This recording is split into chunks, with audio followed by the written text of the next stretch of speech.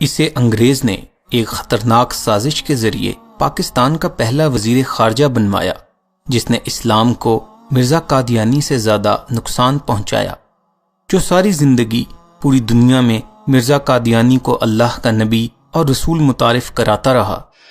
اس نے وزیر خارجہ ہونے کی حیثیت سے ناجائز فائدہ اٹھاتے ہوئے بیرونی ممالک میں پاکستان کے سفارت خانوں کو قادیانیت کے تبلیغی اڈوں میں تبدیل کر دیا۔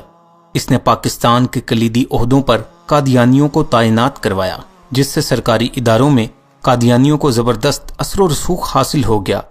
انگریزوں نے اسے اپنا جاسوس بنا کر مسلمانوں کی صفوں میں داخل کیا تھا۔ اس کی اسلام دشمن فطرت دیکھتے ہوئے اسے فضل حسین جیسے غدار کے بعد وائسرائے کی ایگزیکٹو کونسل کا ممبر بنایا۔ یہ ڈسکا ضلع سیالکوٹ کا ایک ناکام وکیل، بیکار مقرر، ناشائستہ گفتگو کرنے والا لیکن بلا کا چاپلوس اور عیار تھا۔ اس نے قائد اعظم کی نماز جنازہ بھی نہ پڑھی، کیونکہ قائد اعظم مرزا قادیانی کو نبی نہیں مانتے تھے۔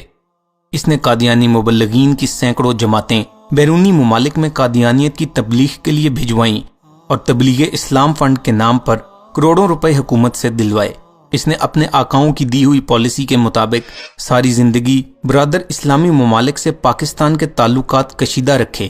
اس نے ایک گھناؤنی سازش کے ذریعے ضلع گرداسپور بھارت میں شامل کروا کر وہاں بیٹھے لاکھوں مسلمانوں کو قتل کروایا اور بھارت کو کشمیر پر قبضہ کرنے کا موقع مل گیا۔ اس نے سلامتی کونسل کے پلیٹ فارم پر مسئلہ فلسطین کے بارے میں عربوں سے غداری اور اسرائیل سے وفاداری کی۔ یہ حکومت پاکستان کا وزیر خارجہ ہونے کے باوجود قادیانی جلسوں میں جا کر کفریہ تبلیغی تقریریں کرتا اور اپنے ہاتھوں سے ارتدادی لٹریچر بانٹتا۔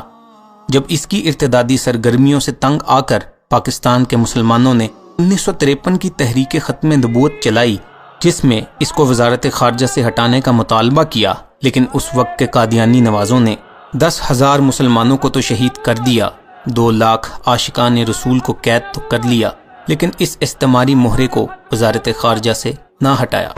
جب وزیر اعظم لیاقت علی خان کو اس کی غداریوں، خباستوں اور پاکستان پر قادیانی قبضہ کرنے کی سازشوں کا علم ہوا تو انہوں نے اسے کابینہ سے نکالنے کا فیصلہ کر لیا۔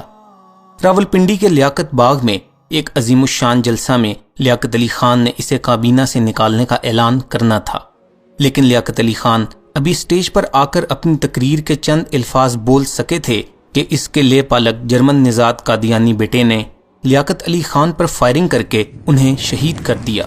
یہی وہ غدار تھا جس نے مرزا قادیانی کے پوتے اور منصوبہ بندی کمیشن کے چیئرمین ایم احمد قادیانی اور فوجی جرنیلوں کے ساتھ مل کر مشرقی پاکستان کا سانحہ رونما کروایا تھا۔ وہ اپنے اس کار سیاہ کو اپنی زندگی کا بہترین کارنامہ کہتا تھا۔ اس غدار عظیم کا نام ظفر اللہ قادیانی تھا۔